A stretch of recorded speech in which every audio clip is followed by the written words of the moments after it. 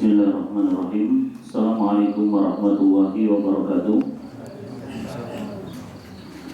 Innal hamdalillah nahmaduhu wa nasta'inuhu wa nastaghfiruhu wa nastahdihi wa na'udzu billahi min shururi anfusina wa sayyiati a'malina. May yahdihillahu fala mudilla lahu wa may yudlilhu fala hadiya lahu. Asyhadu an la ilaha illallah wa asyhadu anna Muhammadan 'abduhu wa rasuluh. Allahumma bika asbahna wa bika amsayna wa bika nahya wa bika namutu wa ilaikal nusyur. Asbahna ala fitratil Islam wa kalimatil ikhlas wa dini nabiyina Muhammad sallallahu alaihi wasallam wa millati abina Ibrahim hanifan muslima wa ma kana minal musyrikin. Asyhadu an la ilaha illallah wa asyhadu anna Muhammadan 'abduhu wa rasuluh. Allahumma shalli wa sallim wa barik wa zid wa an'im ala nabiyina Muhammad sallallahu alaihi wa ala alihi wa ashabihi ajma'in. Allahumma inna nas'aluka ilman nafi'a wa rizqan thayyiban wa amalan mutaqabbala. Bapak dan Ibu sekalian, jamaah salat subuh yang dirahmati Allah Subhanahu wa taala. Materi yang akan kami sampaikan pada pagi hari ini yaitu tentang bekal mudik atau seputar tentang safar, ya. Karena merupakan sebuah kebiasaan masyarakat Indonesia kebanyakan ketika di akhir Ramadan menjelang Lebaran banyak yang melakukan aktivitas mudik atau pulang kampung. Dengan adanya aktivitas pulang kampung ini berarti ternyata nggak dipungkiri kita ini ternyata orang kampungan, ya. Makanya kalau bilang kampungan nggak boleh tersinggung, ya.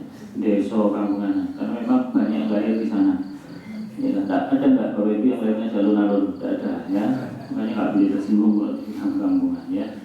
Baik, mudik itu safar, ya. Kita akan membahas tentang safar. Safar itu di dalam kamus Mu'jamul Wasit dan Lisanul Arab itu secara bahasa adalah bana wa awdaha, yaitu nampak, ya, menampakkan sesuatu yang tertutup. Ya, jadi dengan safar itu orang akan jadi tahu, ya, orang akan jadi tahu, jadi ngerti, ya, yang tertutup biasanya di dalam rumah terus dia keluar, jadinya ngerti hiruk pikuk ramainya jalan raya dan lain sebagainya, ya. Jadi disebut bana wa awdaha, ya, yaitu jelas dan nampak, safar, ya. Safar. Nah, kemudian diadopsi menjadi bahasa Indonesia jadi sopir, ya. Sopir itu orang yang suka safar, ya. Sopir, safar, safar, sopir, sopir ngasuh tur mampir, ya.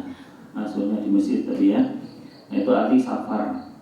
Nah, kenapa kok safar itu artinya adalah nampak, ya, menampakkan sesuatu yang tertutup? Berdasarkan perkataan Khalifah Umar bin Khattab radhiyallahu taala anhu, ya. Jadi Umar bin Khattab itu pernah tanya tentang seseorang itu baik atau buruk. Nah, ini penting sekali Bapak Ibu yang dirahmati Allah, bahwa Nabi SAW itu pernah nanya seseorang itu, ya. Karena Umar bin Khattab itu nanya, si fulan ini orangnya baik atau tidak? Terus orang tersebut mengatakan, iya, dia itu orang baik, wahai Khalifah Umar. Loh, kenapa kamu dari mana tahunya dia itu orang baik? Ya, soalnya kita sering ketemu di masjid, saya sering kumpul gitu toh, ya.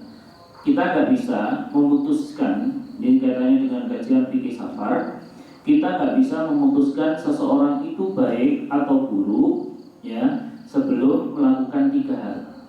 Mohon maaf, Bapak Ibu jangan putuskan kiri kanan Bapak Ibu itu baik gara-gara soalnya ketemu di Masjid Ar-Rahmat toh, ya. Mungkin biasanya jamaah di Ar-Rahmat, dia orang baik pun tidak bisa sebelum melakukan 3 hal. Ya, 1, kata Umar bin Khattab, kamu tahu dari mana dia itu orang baik? Pernah nggak kamu safar dengan dia? Ya kan? Jadi kalau kita pernah safar dengan teman kita, setidaknya kita akan tahu apa sisi-sisi yang tersembunyi dari teman kita. Buktinya kalau kita safar, kan kita kan artinya tahu asli nih konco kita kan gitu, ya kan? Ya, misalnya ketika safar sama teman kita pas naik mobil, dia nyopir, ya ternyata ada cewek lewat mesti dibel, nggak tua nggak muda, ada nggak kayak itu? Ada, ya? Datang nggak orangnya? Nggak datang, ya. Minggu kemarin datang ya. Jadi ono-ono beli itu kan. Nah, ini kan termasuk poin, wah tiba konco gue ini, ya. Atau mungkin juga pernah, mungkin bukan orang sini, jadi pas safar, pas giliran makan di warung atau di restoran, pas giliran bayar itu dompetnya pura-pura ketinggalan, biasanya gitu ya. Atau kalau enggak pura-pura ke toilet ya, pada ke toilet tuh itu bayar aku wis tiba-tiba bermangan mesti gitu. Jadi kan akhirnya kita tahu orang itu aslinya kayak gini ya. Jadi ketika safar itu kita akan tahu aslinya seseorang ya, tahu karakter aslinya seseorang. Saya juga pernah safar sama teman saya, nggak nyangka ya ternyata waktu sholat kita berhenti dia nggak sholat tuh kan, akhirnya tahu ya Allah kocok nggak sholat nih. Padahal laki-laki kan nggak mungkin kan datang bulan ya kan. Kalau perempuan saya mungkin bisa tutup dong ya, tapi masuk men ya, masuk datang bulan. Nah ini kan jadi ada yang tahu ya. Kita kalau sudah safar itu kita jadi tahu asli atau tidaknya teman kita, saudara kita. Yang makanya safar itu disebut meningkat sesuatu yang tersembunyi, sesuatu yang tertutup ya. Kemudian yang kedua, kita bisa menyimpulkan seseorang itu baik atau buruk kalau sudah melakukan, kita sudah pernah mabit di rumah dia, nginep di rumah dia. Nah kalau sudah pernah nginep di rumah dia, kita akan jadi tahu dia itu api atau elek. Kadang pernah nginep di rumahnya teman kita ya, atau teman kita dikasar sama istrinya ya, ternyata tidur di rumah dia, spraynya nggak pernah dicuci ya, nah dia tahu ya.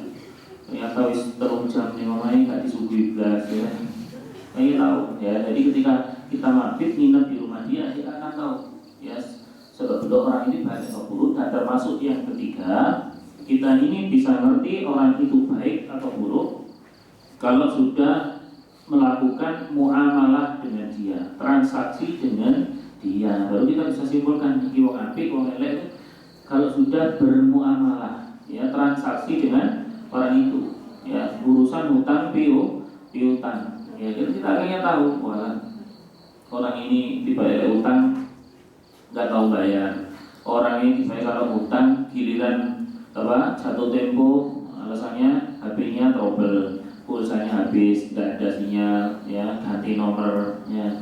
Makanya setelah diteliti, orang yang suka ganti-ganti kontak, ganti nomor HP Bapak Ibu, ternyata orang itu ternyata orang kasus ya, banyak utang diantaranya. Itu ternyata diteliti kayak gitu ya, cuma bukan orang sini ya. Orang sini insya Allah nggak punya utang semuanya ya, amin ya. Baik itu ya, jadi kita bisa menyimpulkan orang itu baik atau buruk kalau sudah melakukan tiga itu ya, termasuk di dalamnya safar.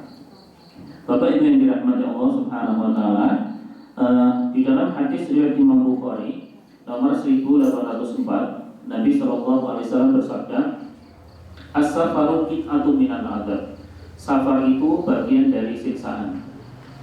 Yamna'u ahadakum ta'amahu wa syarabahu wa naumahu fa idza qada min safarihi falyu'ajjil ila ahlihi ya. Safar itu bagian dari siksaan. Jadi safar itu bagian dari kematian juga ya, karena angka kecelakaan, angka kematian yang tertinggi itu juga ternyata di safar ya, di lalu lintas ya.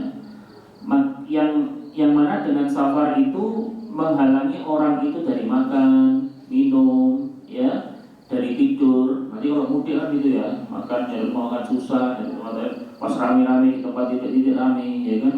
Kemudian tidur susah, bahkan pernah kita baca di media elektronik ya, sampai ada orang yang ketika sampai mati di dalam kendaraan karena kejebak macet, kena AC terus kekurung di dalam kendaraannya. Itu mungkin antum minal adzab, yang menghalangi dari makan, minum dan tidurnya. Makanya kalau sudah selesai safar, dan mulia kata Nabi, falyu'ajjil ila ahlihi, segera pulang pada keluarganya. Jadi ini hadis riwayat Bukhari sebagai pengantar tentang safar. Safar itu ternyata bagian dari siksaan.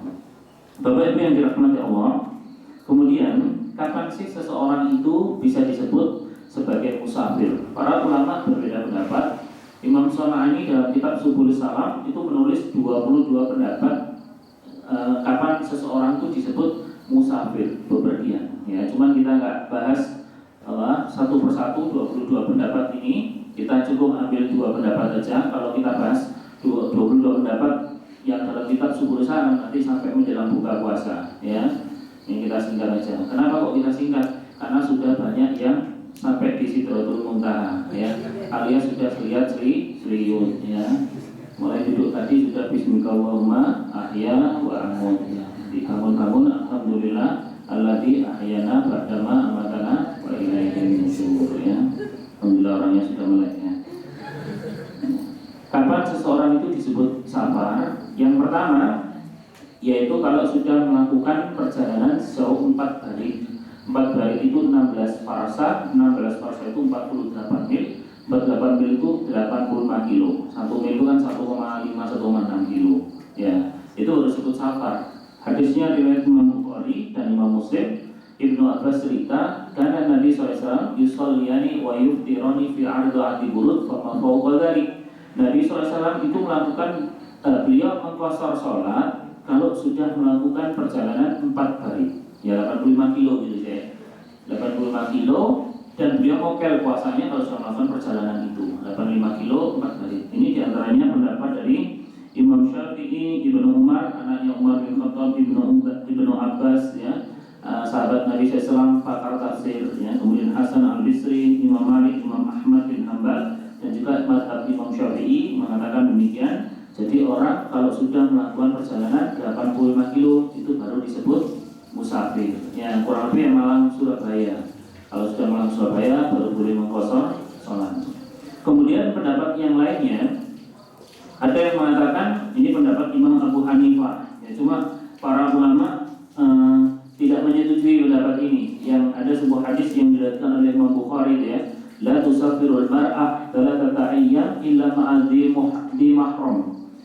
Tidak boleh seseorang itu melakukan safar 3 hari. Seorang perempuan itu nggak boleh melakukan safar 3 hari kecuali bersama mahramnya, ya, bersama temannya, ya, bersama mahramnya. Nah, hadis ini, ya, ini Abu Hanifah mengatakan, ya, Abu Hanifah itu ulama pakar fikih, termasuk ulama yang kaya, ya. Nah, Abu Hanifah ini mengatakan berarti kalau orang sebut musafir kalau melakukan 3 hari. Cuma para ulama nggak setuju. Ya, kalau kita melihat perjalanan 3 hari, berarti ya kalau untuk sekarang ini ya sini Sumatera naik bis itu 3 hari, ya, sini Palembang, ya, berangkat jam 1 siang sampai sana jam Senin jam 1 siang sampai sana Rabu subuh, Rabu pagi sampai Palembang, ya kan, berarti 3 hari. Ya, berarti kalau sudah melakukan perjalanan Palembang baru boleh mokel kalau pendapat ini, ya. Nah, yang jelas tidak ada pendapat yang harus dipegang. Bahkan ada sebuah riwayat, ya, riwayatnya Imam Muslim di nomor hadis 1116 bahwa Nabi SAW idza kharaja fi masirati thalathata amyal shalla rak'atain. Nabi SAW itu kalau melakukan perjalanan 3 mil itu beliau melakukan sholat 2 rakaat. Ya, berarti melakukan perjalanan 3 mil. 3 mil itu berapa kilo? 4,5 kilo, ya, 1,5 kilo kan. 1 mil itu kan 1,5 kilo, 3 mil berarti 4,5 kilo. Ya, sini kota itu boleh. Jadi kalau berdasarkan hadis ini, ya, boleh saja orang sini batu terus sholatnya dikosor. Boleh jangan ada dasarnya, ya. Misalnya sholatnya sempurna ya nggak apa-apa, itu hak, ya. Jadi yang jelas seperti itu, yang penting mengamalkan agama ada dasarnya, menghargai perbedaan yang ada. Oh, dia seperti ini, silahkan, saya nggak sedikit monggo, ya. Baik, itu tentang kapan seseorang itu disebut musafir, ya. Cuma para ulama akhirnya ambil jalan tengah, ya. Pokoknya orang yang lungo ya disebut musafir, ya. Sopir pun itu juga disebut musafir. Jadi kalau pekerjaannya dia misalnya seorang sopir Malang Jogja, Malang Surabaya terus, ya, tiap hari kerjanya gitu, atau sopir pribadi keluar kota dia kosong sholat ya boleh aja, ya, karena dia kategorinya musafir, wallahu a'lam bishawab. Nah, kemudian kita akan bahas tentang adab-adab mudik yang perlu dilakukan nanti, ya. Yang pertama yaitu sholat istikharah atau sholat mutlak, ya. Para ulama berbeda pendapat, ada hadisnya itu, ya. Jikalau engkau keluar dari rumahmu untuk melakukan safar, ya, fasalli raka'ataini, ya, maka sholatlah 2 rakaat yamna'ka min makhrajis, maka akan menghalangi kamu dari tempat keluar yang buruk. Dan kalau kamu sudah sampai tujuan, sholatlah 2 rakaat, Allah lindungi kamu dari tempat masuk yang buruk, ya. Jadi dalam hadis ini diterangkan ketika mau berangkat safar mudik nanti sholat dulu 2 rakaat. Ya, walaupun nama sholatnya itu para ulama tidak dapat. Ya, ada yang mengatakan sholat istikharah, ada yang mengatakan sholat sunnah mutlak, ya, pokoknya sholat. Ya, karena seperti itu, ya, karena safar itu sama dengan apa tadi? Halo, masih hidup nggak? Ada yang sudah wabillahi taufiq wal hidayah. Safar itu sama dengan qit'atu minal adzab, bagian siksaan, ya. Ya kurang lebih kan gambling itu, urip mati itu kan, iya kan. Misalkan kan waktu di puncak aja bis rem ngeblok, kita berangkat sholat dulu gitu. Ya, seperti tidur itu kan. Waktu di sini saya terangkan di pengajian rutin bahwa tidur itu kan sama dengan apa?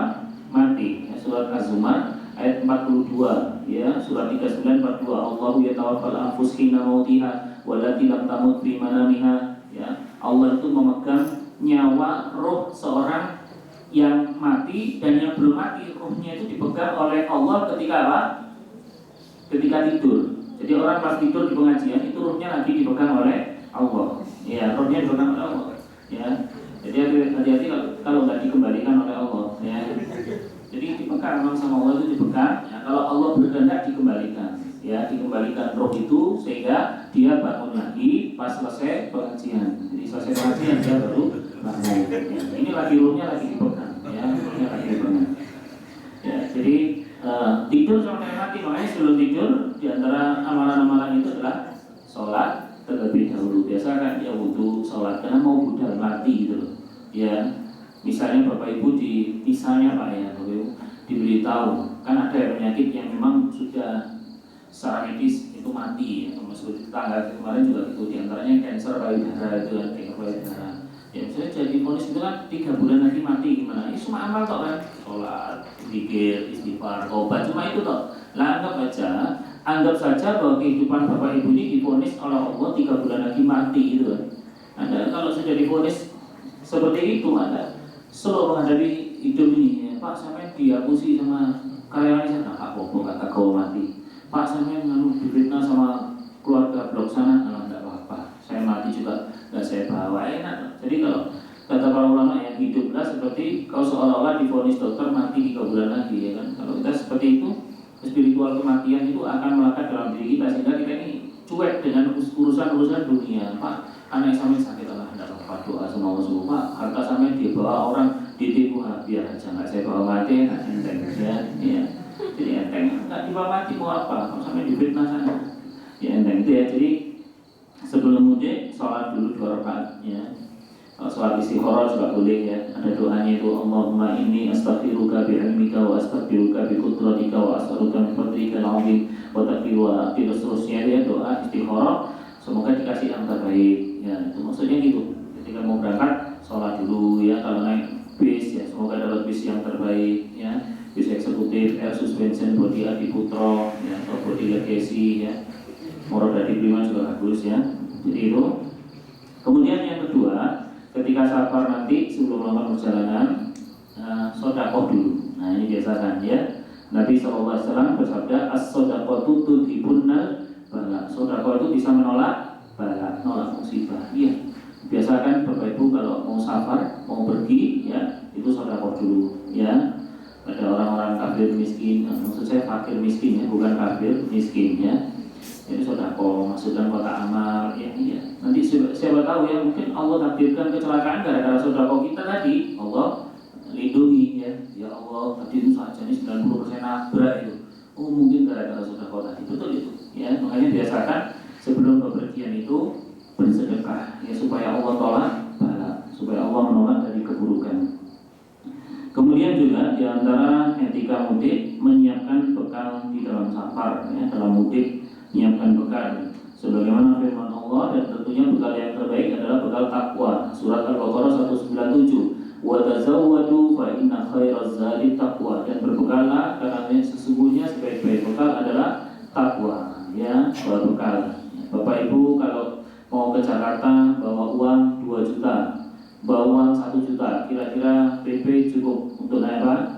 Naik bus cukup, naik kereta cukup. Kalau Bapak Ibu PP Jakarta naik bawa uang 5 juta, cukup untuk apa? Naik pesawat cukup. Semakin banyak sangunya, semakin nyaman. Itulah perjalanan mudik kita di dunia. Nah sama dengan orang nanti mudik kepada Allah, sangunya sedikit juga akan terseok-seok, akan susah. Bapak Ibu ke Jakarta bawa uang 200.000 rupiah, kira-kira PP naik apa? Ya kan, nggak mungkin kan naik pesawat, nggak mungkin kan naik bis, kereta nggak mungkin. Kemungkinan terburuk adalah gandol terkait sapi, ya kan? Iya, sapi perah, ya kan? Ngelak dari mobil susu sapi, ya. Itu kemungkinan terburuk ya. Ya nono Semarang turun, lalu modal jempol, ya. Ya, kalau sangguni titik, ya terseok-seok. Ya, makanya kita ini kan hidup juga lagi safar, Pak. mudik kepada Allah kan, ini perjalanan. Kalau kata Nabi SAW, kita ini lagi yang niup, numpang berteduh kan, lagi istirahat dulu di dunia ini cuma istirahat sebentar loh, nanti perjalanannya panjang. Jadi ini lagi nyari sangu, ya, makanya nyari sangu yang banyak, ya, sholat subuh, sholat berjamaah, sholat tahajud, baca Quran ini sangu.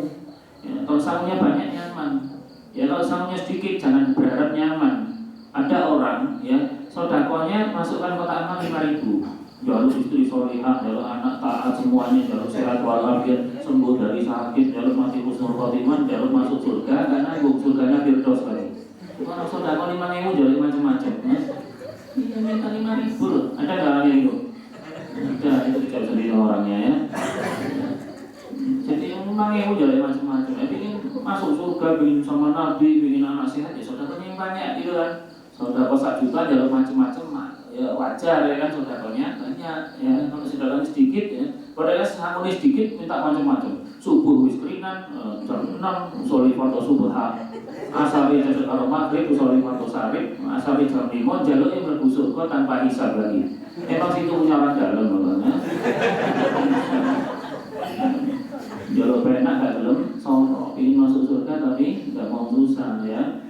Ini bekal, butuh bekal ya. Makanya kalau bekalnya banyak, nyaman ketika kita nanti menuju Allah Subhanahu wa Ta'ala ya. Itu menyiapkan bekal di dalam safar.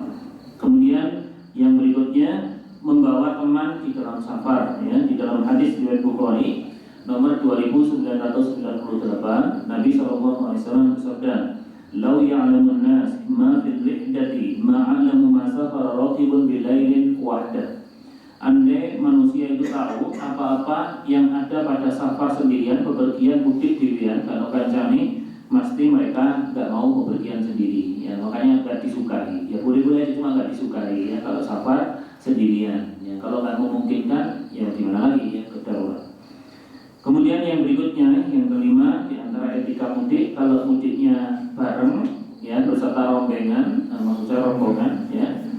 Jadi hendaknya memilih ketua rombongan, rombongan ya, bersama ketua. Jadi biasakan selalu ada pemimpin. Kata Nabi SAW, "Idza kharaja thalatha fi safarin falyu'ammiru ahadahum." Riwayat Abu Daud. Jikalau 3 orang berpergian, maka jadikanlah salah seorang di antara mereka sebagai ketuanya, pemimpinnya. Ini biasakan ya, Bapak Ibu kalau pergi, siapa pemimpin nih?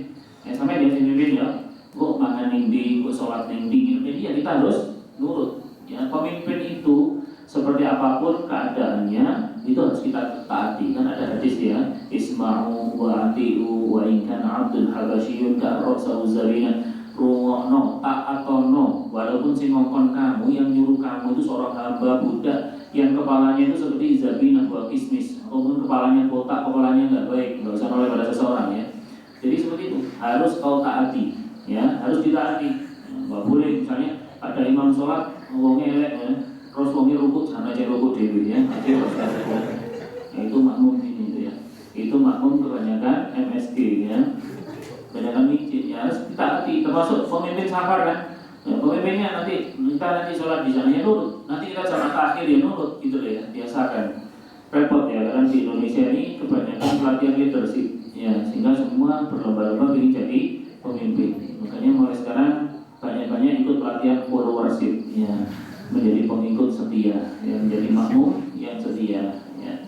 Ini diantara adab safar, yaitu ada pemimpinnya, ada ketuanya. Biasakan ya untuk sama-sama pemimpin ini, sampai kalau pemimpin ini Anda ingin makan padang, enggak nanti makannya rawon, ya harus nurut, ya, walaupun Anda nggak mau, ya harus dituruti. Itu gunanya pemimpin.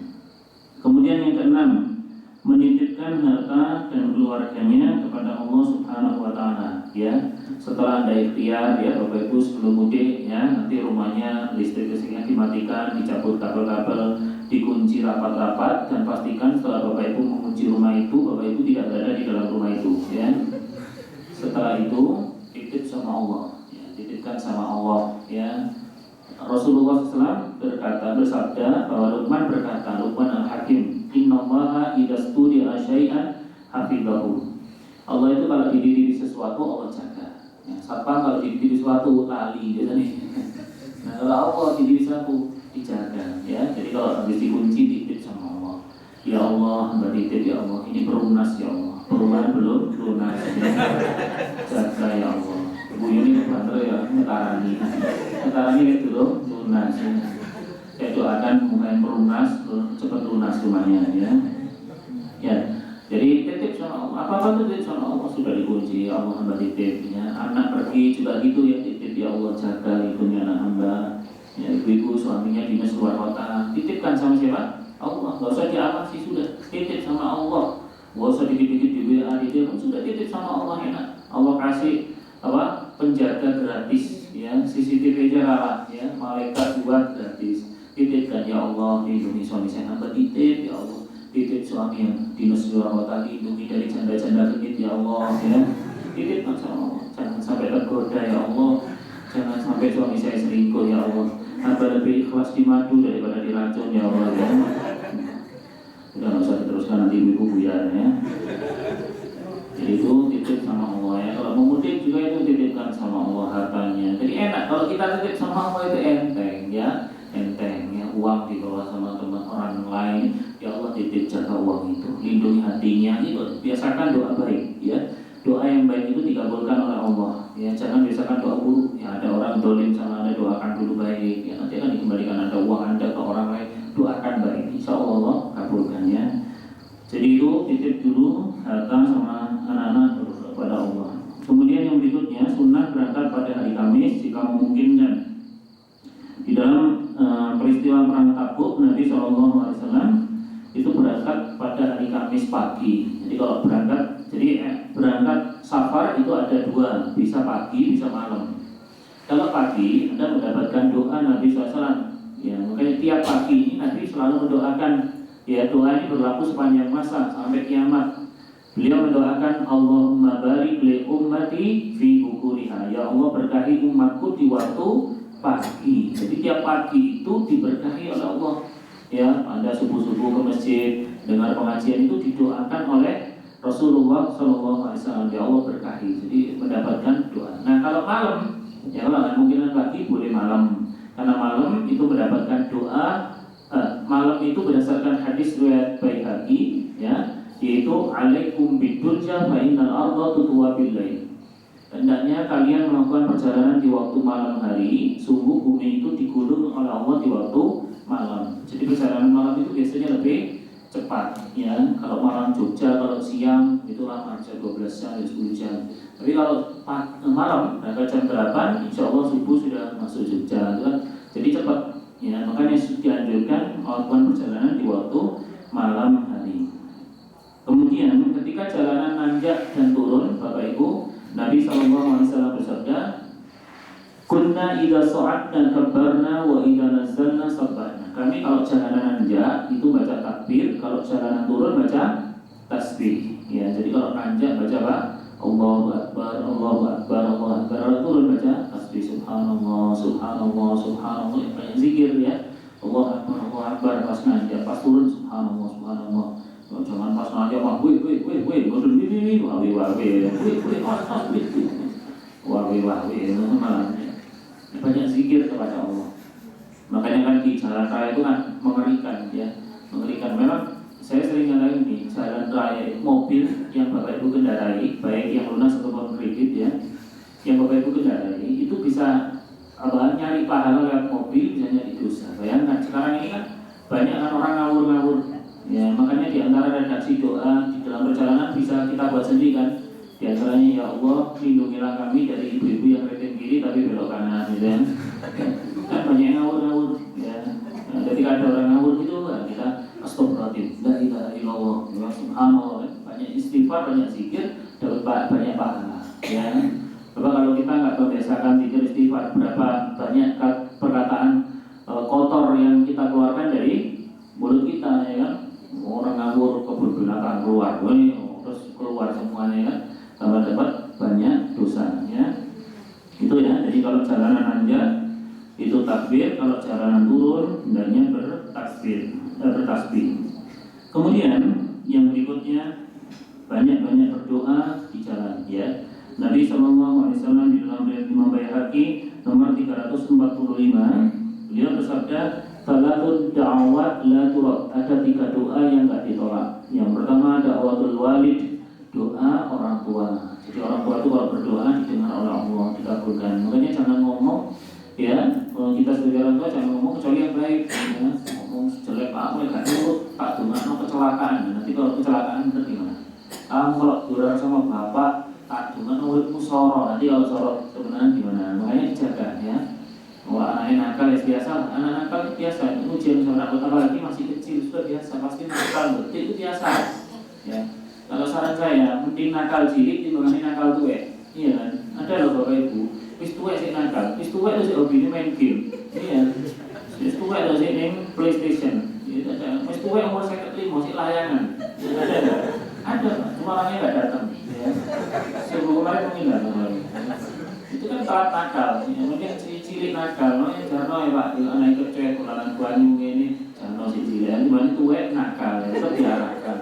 Ya ada itu sampai sekarang loh, tuwek si main game, ya main COC, main zombie, ya, si karaoke, ya, ini namanya suul ibar, ya, dulu di masa tua. Nah, misalnya nyanyi karaoke keluarga stres ya, nyanyi di kolom bayar, terus nyanyi, terus mikir melebunin mulut gitu ya. Terus mati, wabillahi taufiq wal hidayah. Matinya di atas keburukan kan, naudzubillah min dzalik. Makanya harus dijaga betul itu ya.